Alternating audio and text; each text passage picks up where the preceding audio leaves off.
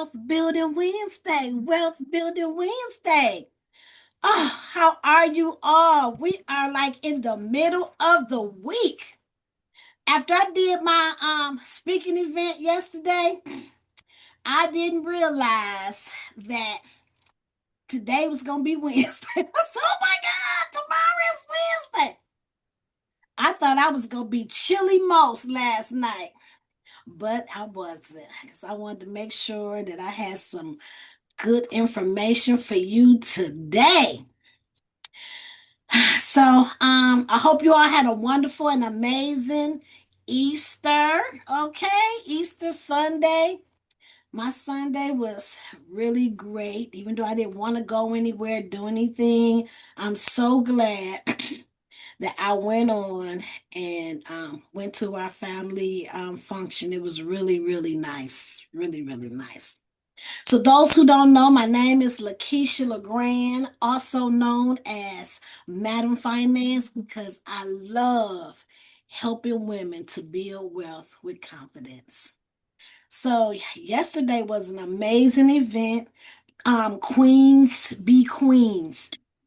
So it ended up being so nice and kind of turned into like a workshop.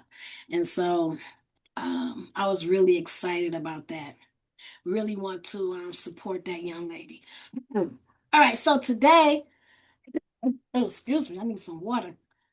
We have a success story. You all have heard this success story before. Oh, I need to clear my throat. Hold on one second.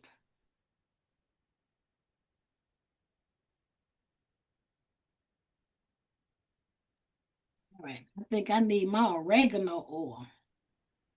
Today's success story is going to be on Jan Korn, the young billionaire founder of WhatsApp. He grew up very poor in Mission Viejo, California. Kwame and his mother lived on welfare and food stamps throughout his childhood. Juan Kwame frequently got into trouble in school and barely graduated from high school. Kwame decided to go to college in San Jose State, but dropped out to find work to save enough money to start his own business. Kwame got a job sweeping floors at a grocery store. His mother was diagnosed with cancer, so they got by on welfare, food stamps, and disability payments. Kwame decided he wanted to go into the computer business that he knew nothing about computers. He didn't know where to start, so he picked up some computer networking manuals from his used bookstore and taught himself how to make apps.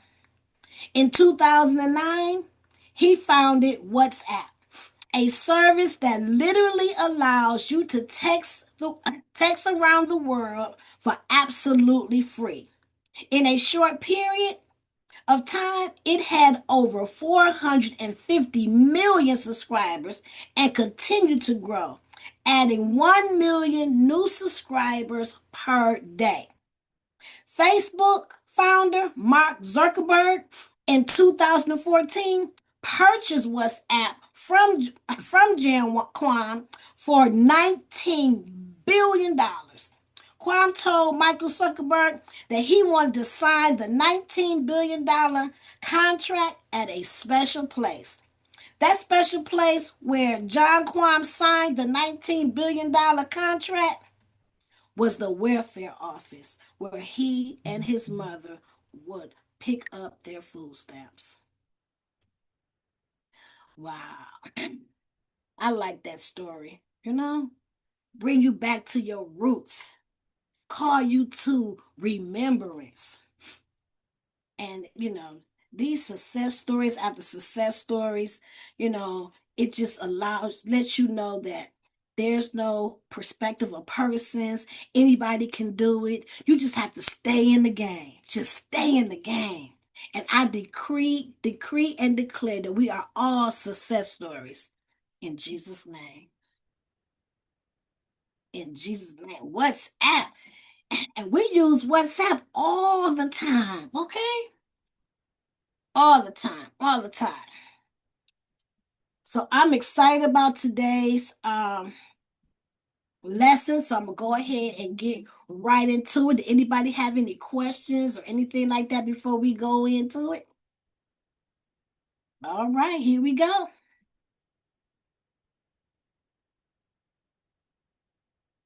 I got the power. All right, where I'm at. Okay.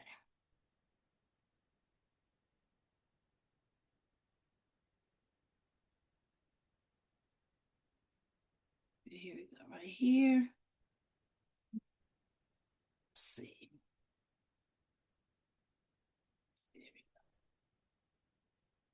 Share. Does everyone see the screen? Yes. Awesome. Yeah, yes. Okay, give me 1 second. I gotta clear my throat. I think I need to take some oregano to break it up. Hold on 1 second.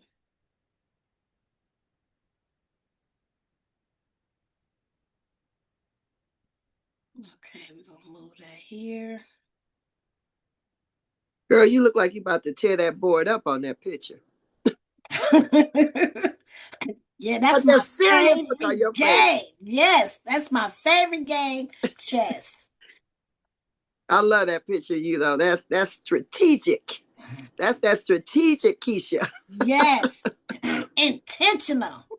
All right, give me 1 second, because I don't want to On be. purpose. I don't want to be doing my throat this whole time. I do apologize. I'm trying to find. Here we go, right here. Let's see. Uh-oh. I done lost everybody. What I'm doing. Okay, here we go. Let me just try this water.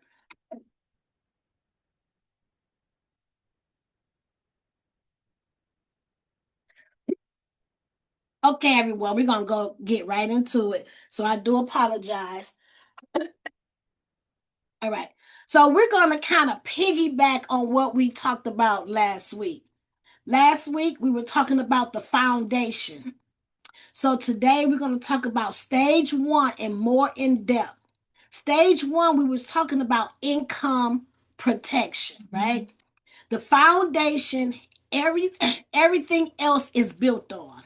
You can't build a financial system on a cracked foundation. So before we get started, I want to go ahead and do a short disclaimer here. This presentation is for educational purposes only. I'm not providing personalized investment advice. I am not recommending the purchase or sale of any specific stock. Oh, I need to make this bigger. Do y'all see this much better? Okay. Yeah. Always do your own research or consult a licensed professional before investing. So we're just gonna piggyback a little bit on what we talked about last Wednesday.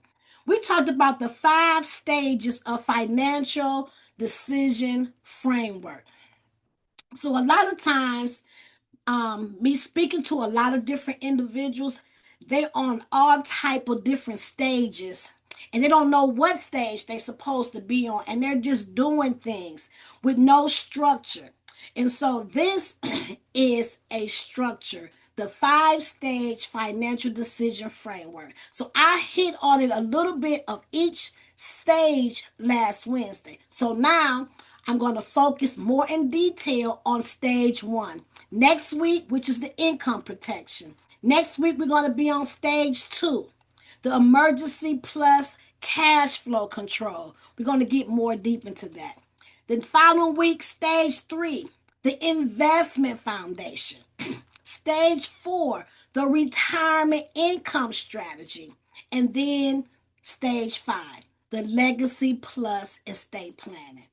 See, stewardship is not about how much you have, it's about how well you manage what you have. You know, I know you all have heard the saying, it's not how much you make, it's what you do with what you make. And that statement is so very true. Okay, the next screen is, move this out my way. If your income stop tomorrow, what happens? Most people are one missed paycheck away from financial chaos. That is not a wealth problem, that's a protection problem. Your income is your most valuable asset. It's not your house, it's not your car. Everything in your financial life depends on money coming in. Stage one is about protecting that income before anything else. Proverbs 27 says, a prudent person foresees danger and takes precautions. And that's what we're doing when we're dealing with stage one. Why you can't skip this step? This step is so important because you cannot invest your way out of a crisis if you have no income. You can't build an emergency fund if your income disappears overnight. You can't pay a mortgage, you can't pay your car note or your tuition without a paycheck. Your family can't survive financially without a plan for when you cannot provide. Protection is not pessimism, it is wisdom. The wise store up choice food and olive oil, but fools gut theirs down. That's Proverbs 21:20. We have to be in preparation stage. Preparation for just in case, God forbid, something happens. So the first thing we're going to talk about, this is pillar one of four. So within stage one, your income protection, there are four pillars I want to talk about today. Pillar one, life insurance. What is it and why do you need it? A contract. It's a contract. You pay premiums, and if you die, your family receives a tax-free lump sum called a death benefit. What is it not? Something only older people need. See, a lot of these young people, they feel like, I don't need no insurance. I don't need no life insurance. I don't have no kids. I don't need life insurance. If someone if someone depends on your income, you need life insurance right now. Right now. And the insurance is based off of your age. So the younger you are, the cheaper it is. A good person leaves an inheritance for their children and their children's children. That's Proverbs 13:22. Protection is love in action. It's not fair to leave a financial burden on your family, on your mom, on your kids. I've been in that situation. And believe me, it is not fun. I feel like it was so unfair. When my grandmother passed away, my grandmother outlived all her kids. When my grandmother passed away, she didn't have no life insurance. She was 89 when she passed away. I got it when she was like 87. I couldn't believe that all her kids, nobody made sure that my grandmother had some life insurance. I was young back then, really young, moving and shaking. Got my kids, I'm real young, and something like that happened because I had guardianship over her, conservatorship over her, and I was devastated, didn't even know what to do to have that type of financial burden placed on me. It wasn't like my mother, you know what I'm saying? My mother was still living. It's like, so it was really devastating. And I was ashamed to have to beg somebody. Like, that's not a good feeling to have to call somebody to help you. I mean, I didn't do it. I had other, she had other grandkids, right? And so I'm like, I'm taking care of her. Y'all can do that part, right? Because I ain't begging. I don't, you know what I'm saying? I got some pride, so I wasn't trying to beg. But we were asking people for $20. $20. And we couldn't get $20 for a lot of the family members. I couldn't believe it. And then the ones, some of them didn't even show up because they didn't give us $20, right? But all I can say is God is good. And if I don't know anything else, he loved him some LaKeisha LaGrande, okay? Because God came through. She had some sisters. They was in their 90s. And they took care of everything. But what if that didn't happen? Right? What if that didn't happen? Her son passed away before she did. Her last son. Guess what? He didn't have no life insurance. So my grandmother was the next of kin. And then I got guardianship over her.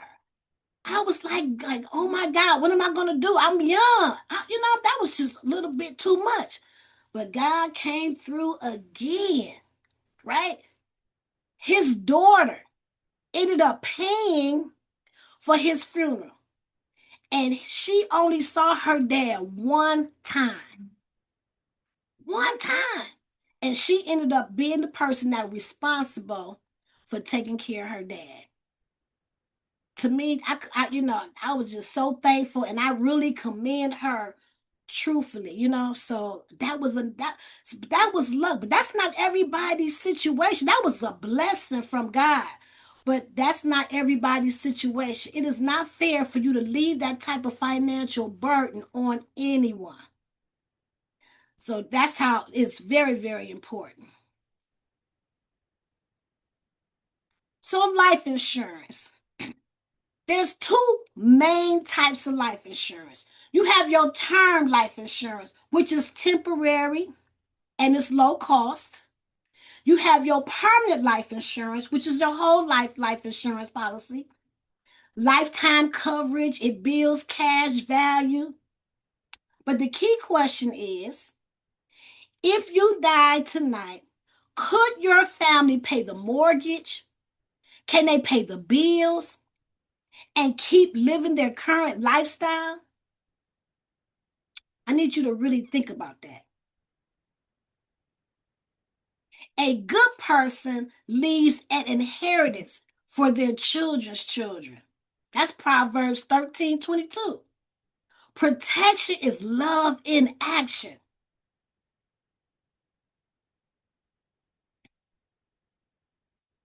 So I really, right now, I want to get into the nitty gritty right now. And I really want everyone to pay attention to this. If you have your pens and paper, really pay attention to this area right here. So let's be honest about life insurance and why I teach it, and I'm pretty much different than a lot of other agents. So, life insurance should do one thing well: protect your family if you die. If you want to invest, then invest. Keep them separate and do both with and do both with excellence. So, the financial industry pushes products that blend insurance and investing together, often because the commission is higher. So I know everyone has probably heard of universal life insurance, IUL insurance, which is index universal life insurance. And the reason why I want to spend some time on this particular area and this particular product, I'm not against the product. I'm not anti IULs. However, it just bothers me so much that so many agents, this is their go-to. They're constantly like shoving the IULs to people, and it's not the best product for them, right? So insurance is personalized, right? It depends on what is your goals. What is your goals for life insurance? Is it to uh, give a legacy to your children, your children's children? What is it? Is it to make sure that your house is paid? Like, you have to, it's individualized. What are your goals? Most of my clients have both. They have a term insurance and they also have life insurance, right? And so the IULs is not a bad product. Let me just make sure we're clear on that. But it's a complex product being sold to people who need just a simple insurance, just need a simple life insurance. And that's the problem. So why are IULs pushed so hard? IULs generate significantly high commissions for agents than term and whole life policies. That does not make them wrong, but it means you need to ask, is this product being recommended because it's the best for me? Or is it because it's the best for the agent's wallet? Right? And so a lot of times people who do a lot of IULs and they just pushing the IULs, typically they are a lot of new agents. Maybe been in this field for maybe, let's say, 6 years or so. And so they don't know anything else. They coming out the gate, they learning to come and be an insurance agent, and this is what the companies are providing. This is what they're telling them. This is a good product. This is a good product. So they only know what they know. And so I have a lot of conversations with other agents who try to convince me that how good an IUL is for them. And I disagree. My philosophy, I want to share my philosophy, and I want you all to really hear this information because I know you all have said, be your own bank. I know you have heard all type of things that are really marketing tactics for you to be interested in that particular product, right? My philosophy is pure protection first, then strategic investing separately. When you mix the two, you often get a mediocre version of both. That's not, this is not about what pays me the most. It's about what serves you the best. What is the best thing for you? Not for the best for me. Because when you do the right thing for people, when you do the right thing and you sow good seeds, you reap a good harvest. I don't play with nobody's medical. I don't play with nobody's financial situation. I always want to protect your income. So why does this matter? Most financial educators won't say this publicly, but Madam Finance, I will. Because you deserve the best. You deserve an advisor who tells you the truth, not one who tells you what makes me the most money or make them the most money. That is not the difference. That is the difference between a product seller and a financial system architect. An honest witness tells the truth. That's Proverbs 12:17. Integrity is the foundation of trust. Critical analysis, okay? Insurance is for protection, investing is for growth. When you confuse the two, you create risk, right? Before you buy IUL, here are a few questions to ask. What is the minimum premium versus recommended premium to keep that policy healthy and long term? So the thing about IULs and universal life insurance policies, they're very complex. A person who sells you that, they really need to know what they're doing. And a lot of times, me speaking with a lot of agents, they don't even know what they're doing. They don't even know about the hidden fees. It's just so complex. And then I feel that your life insurance should never be put at risk. If you want insurance, let your life insurance be its life insurance and be done with it. If you want to invest, then invest.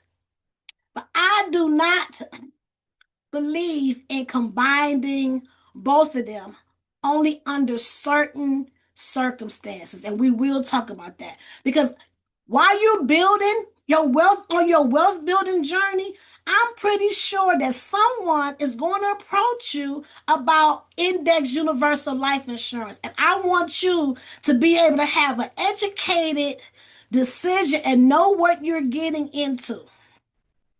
So, one of the questions, what is the minimum premium versus the recommended premium to keep the policy healthy long term?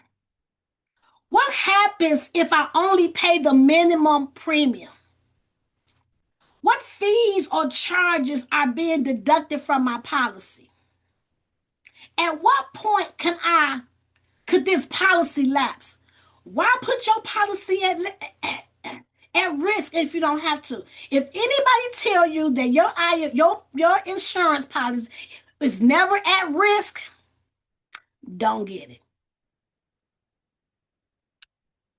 Will I need to increase my payments later to keep this policy active? A honest witness tells the truth. Gotta say that again. Integrity is the foundation of trust.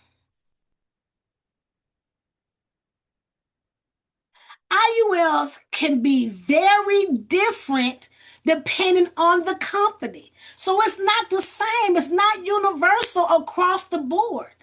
The agent has to really know what they're doing. There has been several times where people have had a universal life insurance at a young age, and then when they got older, they would maybe paying like 60 something dollars. Some of them maybe $80 every single month. And then when they got older, now they were getting letters saying now they have to pay $200 a month, $170 a month, and keep going up. So when you become in your 70s and your 80s, you're on a fixed income, it becomes too much. And then all this time you done had this policy, now you done lost it. Or in jeopardy of losing it because you no longer can afford because it increased on your premium.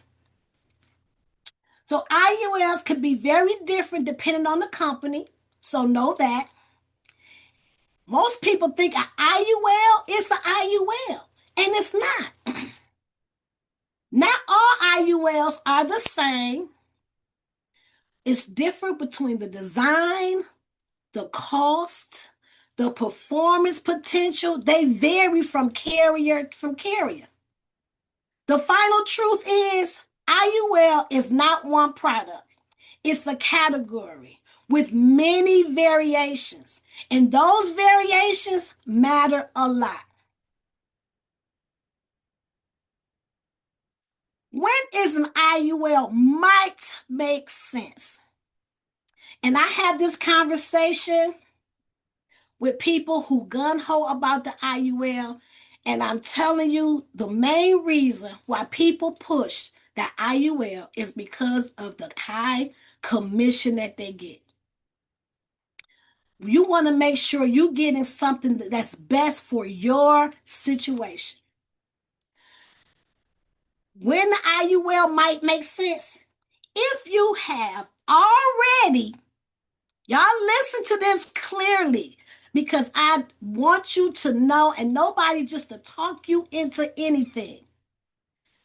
You have already maxed out your 401k and your Roth IRA.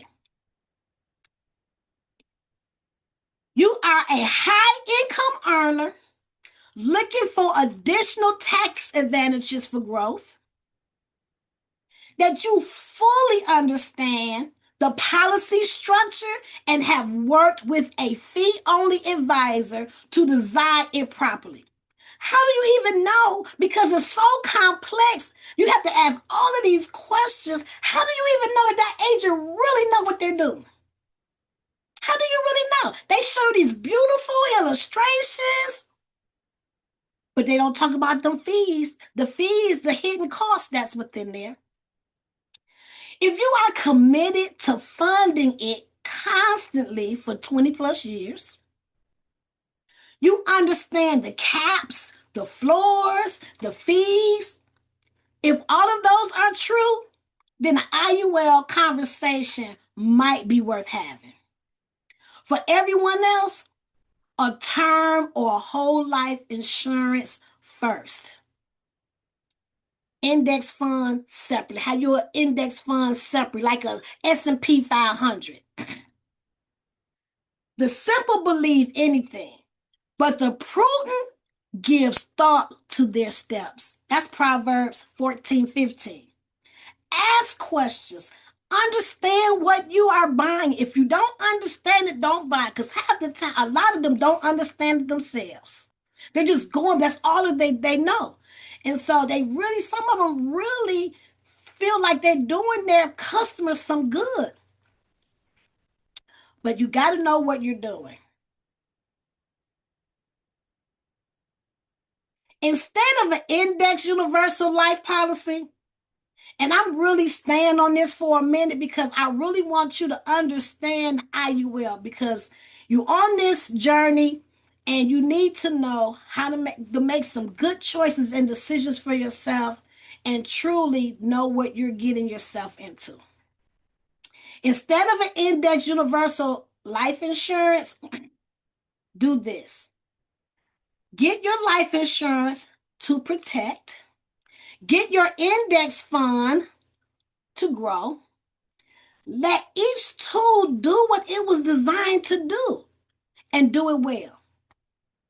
This is the sequence I highly recommend. First, your 401k first, your Roth IRA second, your index fund third, and your IUL last, if at all. I want to say that again. I want to make sure that you all understand this. The sequence is your 401k first, your Roth IRA second, your index fund third, IUL last, if at all. Dishonest money dwindles away. But whoever gathers money little by little makes it grow. That's Proverbs 13:11. Make it simple, consistent, transparent investing wins over time.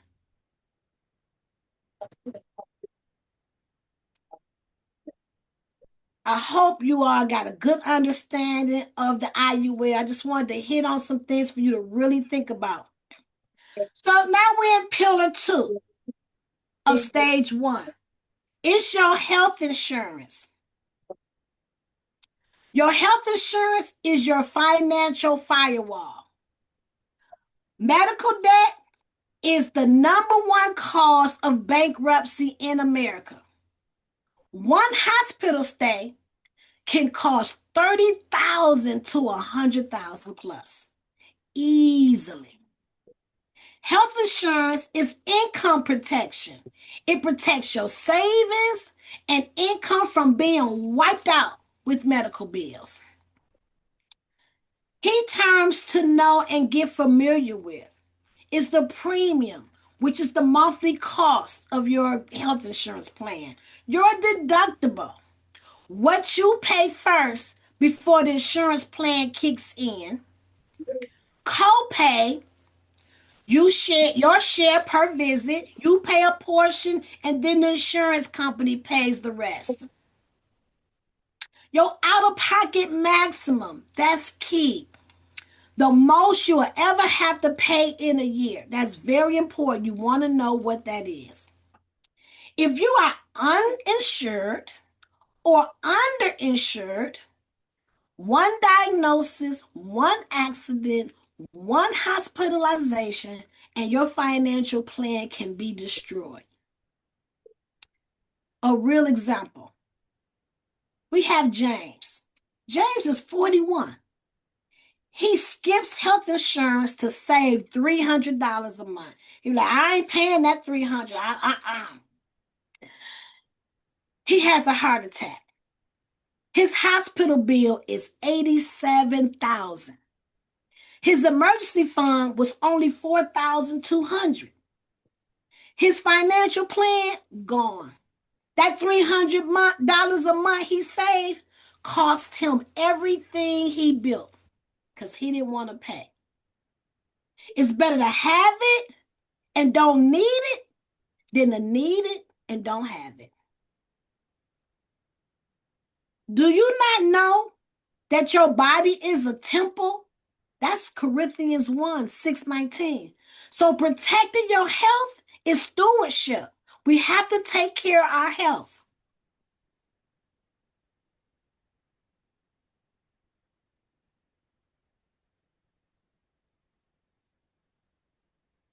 Pillar number 3 out of stage 1.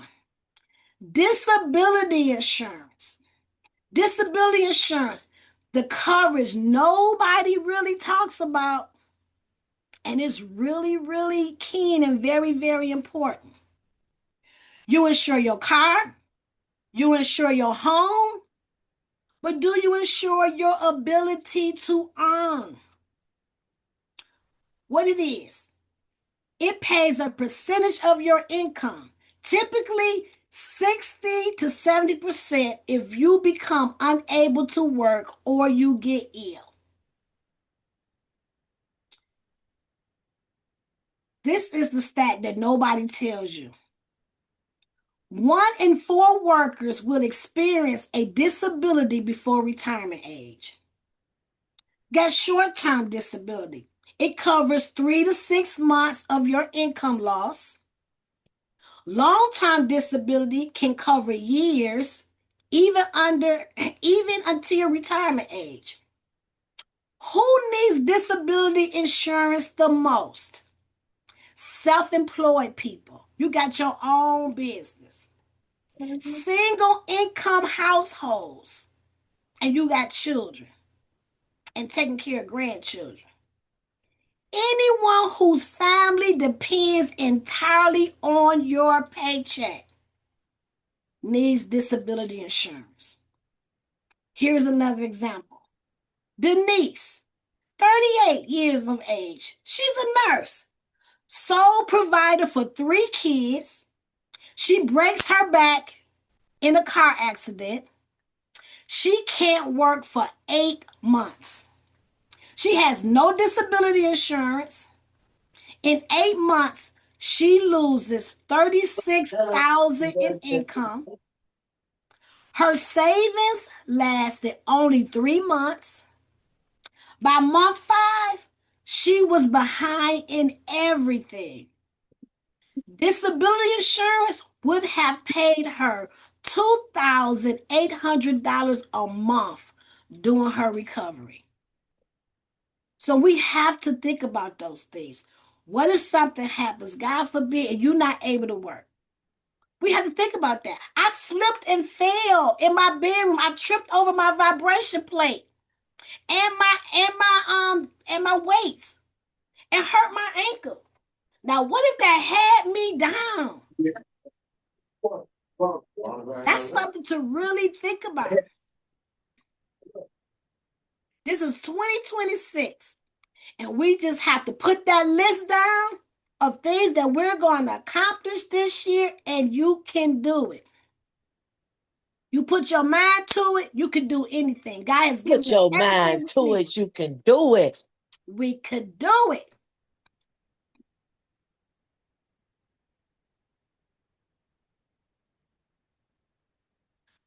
Pillar number 4. Now we're into estate planning, the basics of estate planning. I really wanted to talk about this because I think it was sunny. And I really wasn't feeling my best last Wednesday. So I really wasn't thinking, I didn't really catch what she was really trying to say until I looked at the replay of the video. So I really wanted to make sure that I touched on this to get everybody an understanding. So what is an estate? That was her question. Do you have an estate? She wanted to know, but I don't think I was clear on it, right? So let's get clear. Let's clear this up right now. Your estate is not just for rich people. If you own anything, you have an estate. Your estate equal everything you own at the time of death, period. Your home, your car, your bank accounts, your retirement accounts, your life insurance, your jewelry, your business, your digital assets. If you have children, you have a spouse, or anyone who depends on you, you need basic estate documents now, not later, now. Put that on your to-do list. We're in the second quarter. Every year, I like to write down all the things that I want to accomplish this year. Get your list out if you haven't done it already and write down everything that you want to accomplish this year. My list always be so long, I don't never finish my list.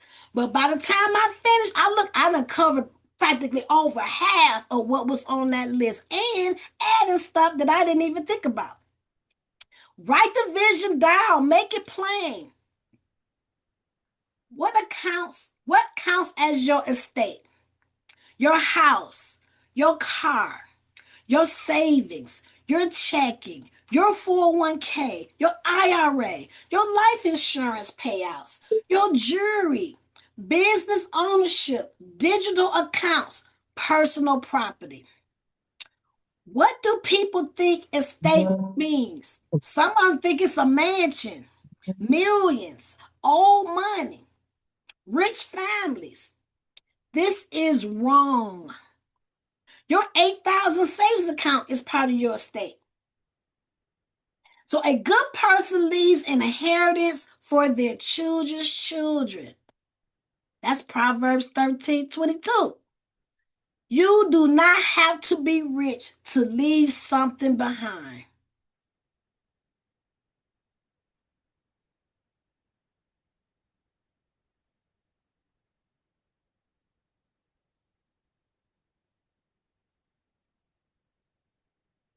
There are 5 documents every adult needs, regardless of your wealth. Number 1, a will, last and testament. It tells the courts who gets your stuff when you die. Without it, the state decides, not you. We talked about estate planning last night. A trust always trumps a will, but sometimes you may not need a trust, but have a will. That's one document. Beneficiary designations. The name on your life insurance and retirement accounts overrides your will, right? So if you have a bank account, don't just have your name on it if you have children. Make sure that you put your children's name on their paid on death. That way it don't have to go to it's gonna automatically go to them. Don't think because you only have one child that they would get that easily and effortlessly. They will not. If your name is the only thing on your bank accounts, your brokerage accounts, credit unions, make sure their name is on there. Your home, if your name is the only name on there, it will go to the state, to go to probate court. Um, Power of attorney, POA. Name someone to make financial decisions for you if you are incapacitated. Without it, no one can legally touch your accounts. Let that sit. Healthcare directive. Living will tells doctors and families your medical wishes if you cannot speak for yourself. Trust. Optional, but highly powerful. Keeps your assets out of probate court. It protects your privacy and gives you more control over how and when assets are distributed. Some people think that a will will stop you, the will will stop probate court. That's not the case. That is not true. What is probate? Probate is the court process that happens when someone dies without a trust. It is public, anyone can see it, and it's slow. Can take 1 to 3 years before things actually get settled. And it's expensive. It can cost 3 to 8% of your estate value in fees. A trust bypasses all of this. Your family gets what's left, them faster, privately, with less cost.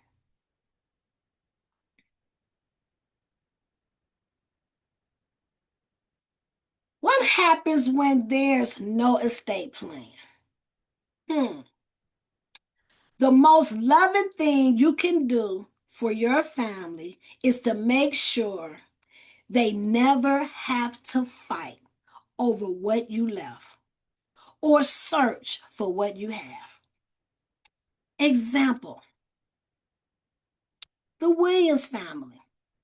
Robert Williams, he's 52 years old. He died suddenly. He has a house worth $180,000, a 401k with $74,000, a life insurance policy for $250,000, and a savings account with $12,000. He has no will, no trust. His life insurance beneficiary is his ex-wife from 15 years ago. He never updated it. His current wife and 2 kids gets nothing from the life insurance. You know why? Because his ex-wife name was still on it. He never updated it. The house goes to probate court.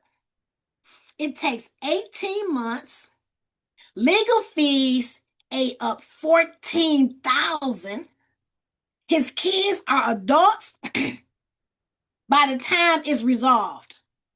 The family is torn apart, not by grief, but by paperwork.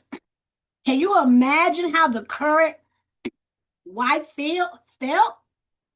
The kids, the ex-wife of 15 years ago, they probably didn't even get along.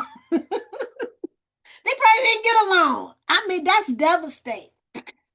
That nobody had a policy review. Nobody made sure to check that paperwork. And this is not a rare story. This happens every single day. Updating a beneficiary takes 10 minutes online. You can call it in. You can fax the paperwork. You can change beneficiary as many times as you like.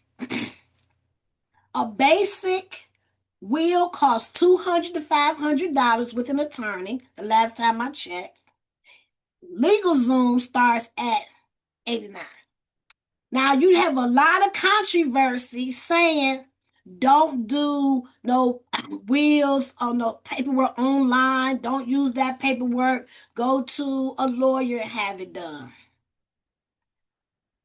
My people are destroyed for the lack of knowledge. Ignorance is expensive always.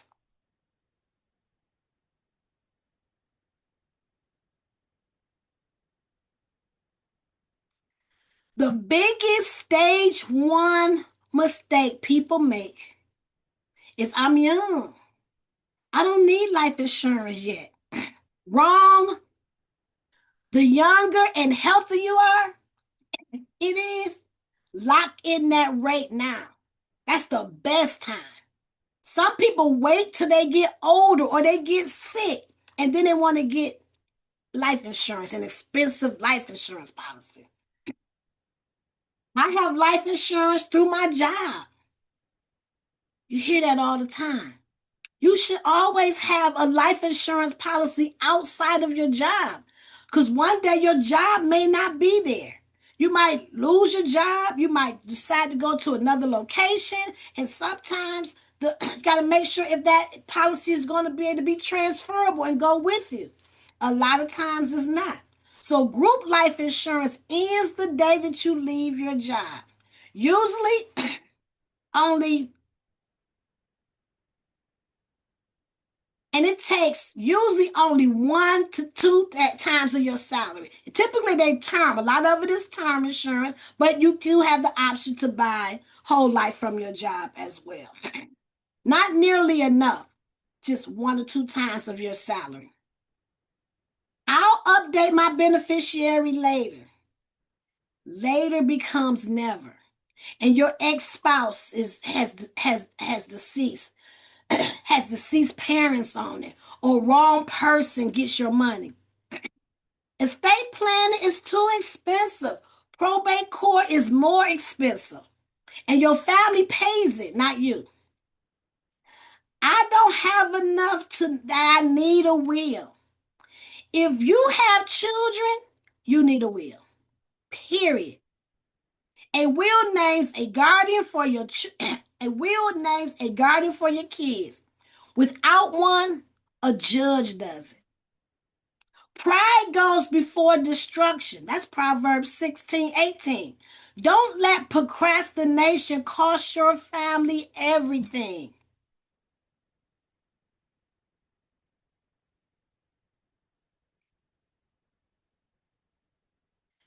Your stage one protection checklist.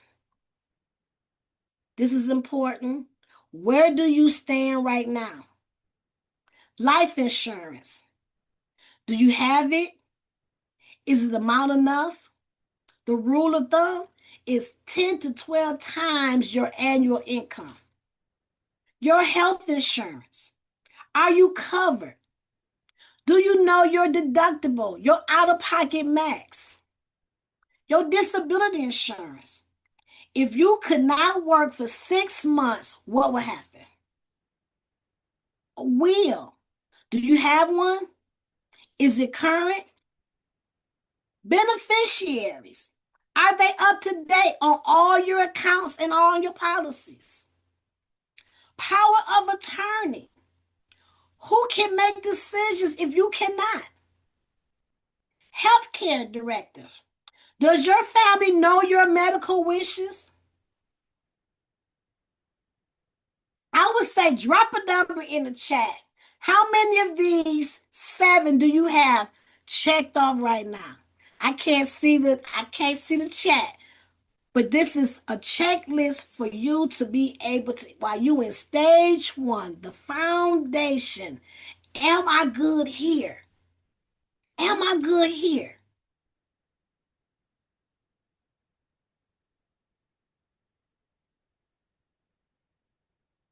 Your stage one action plan.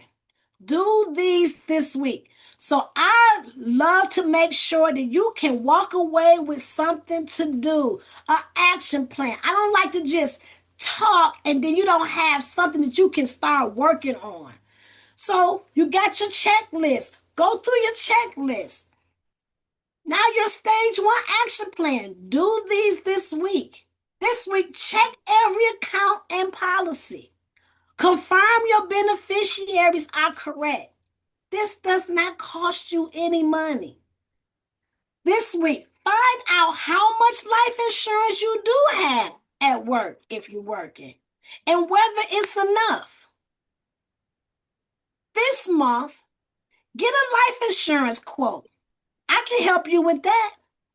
Also, there is a plan that I have access to that automatically comes with a will and a trust if you purchase the life insurance with no additional cost. It's the first I've ever seen like it. Get a life insurance quote. Term starts as low as $20 to $30, depending on your age, the month, your health, how young are you. Look into a basic will. Look into LegalZoom, a trust and will, or an estate attorney. We had a guest on here, I guess 2 weeks ago, and I have her information. You want her information, Tina? I think her company is called Legacy Assurance. This month, if self-employed, research short-term disability insurance options. Even if you have your own business, you can get that.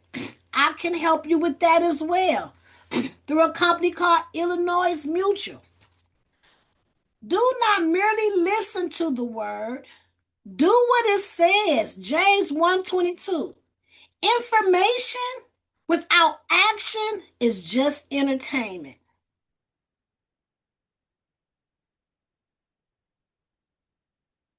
You are the architect. Stage one is your foundation, income protection. You cannot build a skyscraper on a cracked foundation. Stage one is your concrete.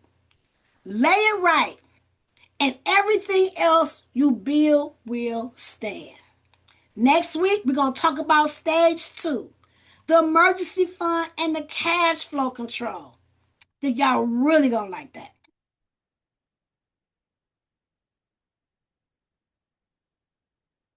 Thank you for your time. I hope you all really got something out of it. I'm, I didn't get a chance to ask y'all any questions. Do you have anything to say? But I really wanted to make sure that you got this information on your stage one. I'm going to stop sharing. Whew. Do anybody have any questions?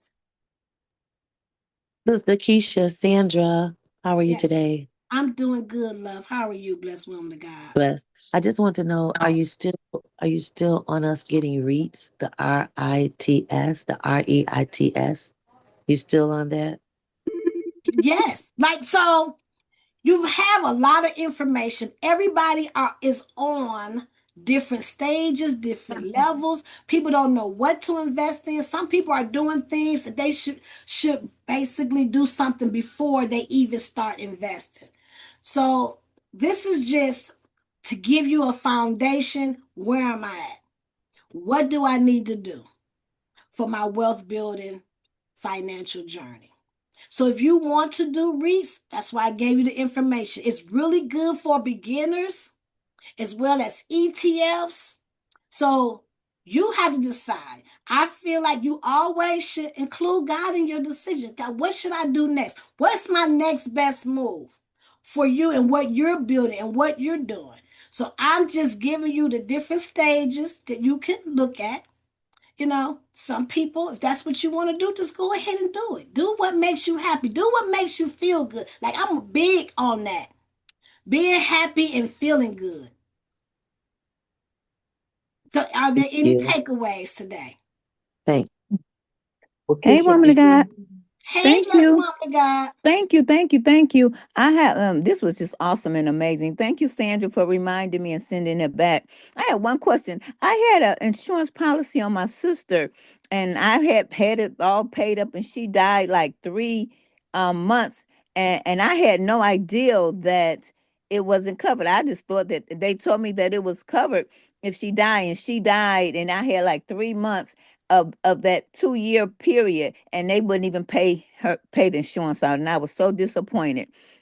But what's going on with this new insurance where they're saying if you get term insurance, then you can have something called with a disability if you get sick or something happens and you can no longer work? Is that something new? I mean, it's new out. I haven't heard of it. And I was just wondering, what's your take on it? I'm not for sure if you're talking about policy with a living benefit, like God Yes, that's forbid. it. Yeah, that's it. Living Yeah, benefits. Yeah. yeah, that's been around for a long time. A lot of times it comes with your policy with no additional cost. So you have insurance when you need it, and if you can use it as a living benefit, because most of the time life insurance is for somebody, if something happens to you, they get it. But now you can use your life insurance policy as a living benefit. So God forbid if you have a heart attack, stroke, Mhm. cancer, kidney failure, Mhm. you can take 95%. Depends, each company is different, but a lot of times you can take 95% of that money and use it, because sometimes you may not want to work. Mm-hmm. Some if you're taking chemo, you might be too weak. Like, I don't feel like working. It just is, too much. So you can take 95% of that money and do whatever it is that you need to do. Okay, so that was just offered to me, and and so I said, let me ask you while I'm on the call, is that a good thing? And I found some insurance for my twin daughters, and they don't have that, but a guy at Global, he sells insurance too, Brother Rod. And so he was telling me, Melissa, you need to get the living benefits for your girls and your boys. That way, something happened that they're covered while they're still alive and everything. So I want to ask you. Yes, living benefits has been around for a long time. It's nothing wrong because most companies no additional cost. So it's Yeah. no additional cost. I have had clients use their living benefit so many times, Okay. having different illnesses, different things. And it's a lot cheaper than Aflac. Like, I used to sell Aflac, right? Mm-hmm. So it's a really good, especially if it has a critical illness attached to it, Yes. because to get Aflac, it would be very expensive because they separated too. Like, if you have cancer policy, that's separate. Then if you have a heart attack and stroke and different things like that. So yeah, it is good. And then sometimes also when you're dealing with your the young people, a Mm-hmm. 20 pay is good. Pay for it for 20 years and be done with it. And they'll have life insurance for the rest of their life. So you might want to, look into a 20 pay, right? There is a life insurance I typically talked about. I didn't know, okay, it's 1005. That I can't offer that has a will and a trust attached to it with no additional cost, which is huge. Yeah, it is. I need to make an appointment with you. Because I need a will and a trust made up. So I'm gonna have to Absolutely. get with you to make an appointment with you. Okay. Thank you. I appreciate you. God bless you. Oh, God bless you too. One more question. Anybody have anything, any takeaways? Anybody have a takeaway? LaKeisha, I had a question about the insurance. Good morning, this is Bernadine, and thank you Grand for Rising. me. She has an amazing nonprofit organization, y'all. We have to support her in what she's doing for the peoples, the young girls, and all that good stuff. So go ahead. I'm Yes. sorry. Go ahead, love. I was talking about the income. I see you said you need to have at least 10 to 12. That was in them 7 questions when you were just saying. So you need Okay. to have 10 to 12% of your income saved. 10, but for the amount of life insurance. Typically it's Yeah. based off of your salary. But you just do the best you can. That's statistics. Hmm. Statistics say that. So you want to make sure you have enough to be able to take care of your household. Something happens to you if you got a husband, that he can still survive. He don't, after a year or 2 years or 3 years, he still have enough money to take care of the kids. Maybe your kids want to go to college, or your grandkids. you know you want to make sure that you have enough that they can still live the lifestyle that you want them to live or continue to live, that you have provided for them. Thank you. Because normally these days we just trying to do the basics so we can bury somebody. But when I saw that, I'm like, I never saw it like that. That is unique and important, right? So Yeah. thank you for that. Yes. And then saving 6 months of Yeah. savings. Hmm. You saw those examples. Okay, everyone. Um, Somebody said I need a live. Oh, I need a Babysitter. living babysitter. Listen.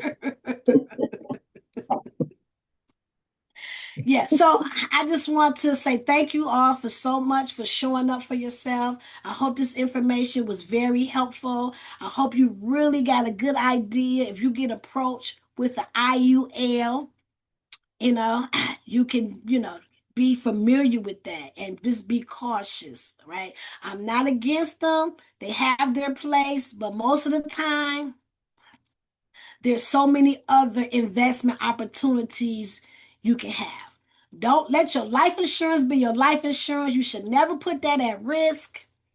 and let your investments be as investments. If you want to invest, then invest. Want your life insurance? Get your life insurance.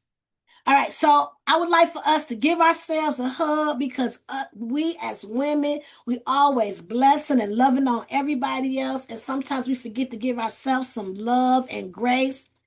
Let's hug the world because the world needs a hug too. And let's send love and light to all of those that are in authority. We never know. We send enough love and light to those in authority. You never know what miracles can take place. I love you all. Have a wonderful and fantastic day on purpose. Peace and love.